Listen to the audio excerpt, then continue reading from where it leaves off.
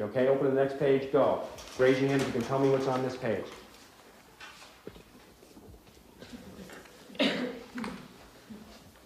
Just look at your own books. Look at your own books, please. You know what that is, Elaine? Yes or no? Yes or no? Do you know what it is? Yes or no? Just yes or no answer. Do you know what that is, Tom? Yes or no? Yes. You know what that is, Carol? Yes or no? Possibly. Do you know what that is, Stephanie? Yes or no? Yes. Do you know what that is, Karen? Yes or no? Yes or no, Karen? No. Debbie, do you know what that is? Yes or no? Okay.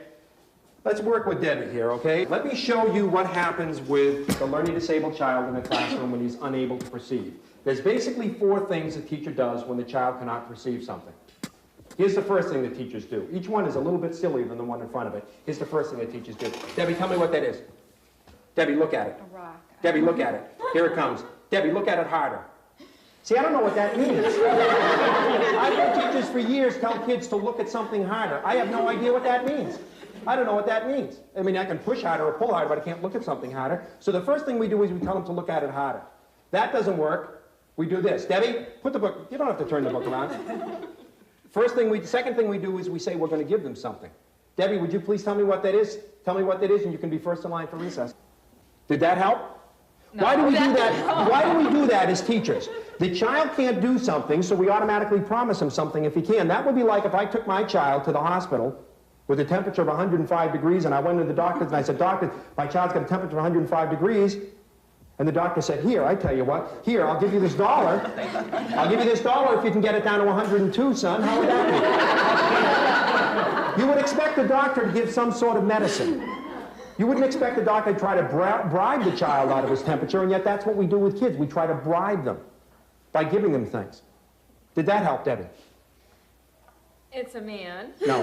Okay. All right. Okay. It's got a coat Okay. on. All right. We do 3 things. We basically do. Now, the third thing we do is we begin taking things away. We begin taking things away from the child. Tell me what that is, or you can't go to recess. Tell me what that is, or I'll send a note home to your mother. Tell me what that is, or I'll drop you down a reading group. When that doesn't work, we go into our 4th mode, which is something that I find very distressing as a personality trait that many, many teachers have, and that is we do what's called blaming the victim. What we do is we blame Debbie. We say the reason Debbie can't tell me what this is she's not what? Trying hard enough. You see, what that reflects is what we call blaming the victim. That reflects blaming the victim. What we say is the reason the child can't tell me what this is that the child is not motivated. It's a motivational problem. Because we all know that the answer to learning disabilities is motivation, right? The key to overcoming learning disabilities is motivation, correct? Wrong. Wrong. Motivation is one of the most misunderstood concepts in education today. Motivation only enables us to do, to the best of our ability, what we are already capable of doing. Let's try it a little bit more. Debbie, can you tell me what this is now? Yes or no? Yes or no, Debbie? Of course. No. I don't know what that thing is. Okay, here we go, Debbie. I've got a check, blank check for $100. I will sign this over to you if you can tell me what this is in 5 seconds. My husband's going to kill me.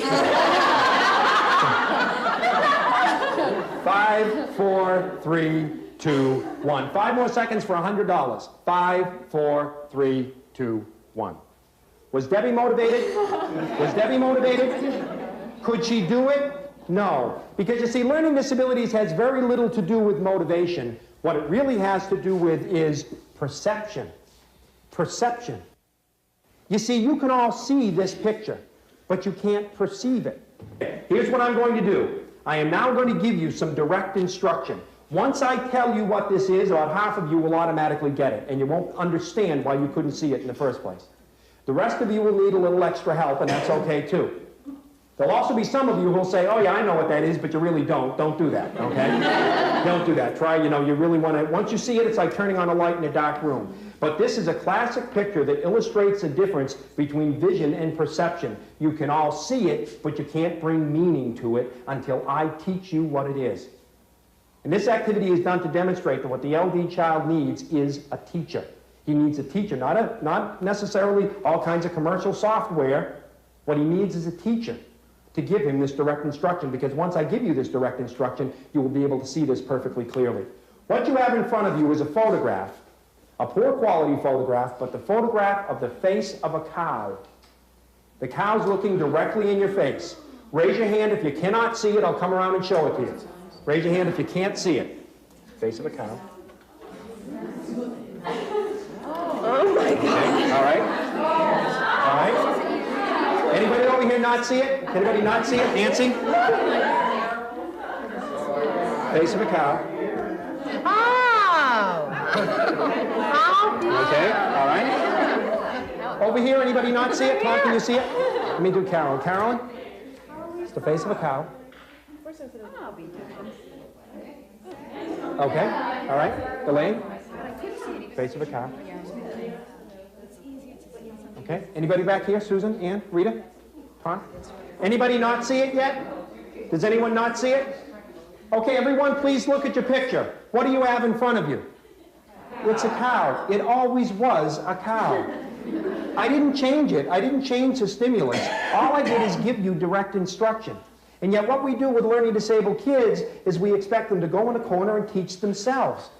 Or we assign them to the nearest intern or teacher aide or volunteer grandmother that we have. What they need is trained, experienced teachers. Once I taught you what this was, you had a little difficulty perceiving it. But you see, this doesn't really capture the experience of the LD child for this reason. No one in this room could do this.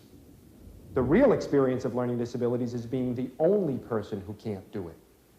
The other kids open up their books and they get to work, and the poor LD child sits there and thinks, what's everybody doing? I don't understand what this is. I can't understand this. Well, how can everybody get to work right away?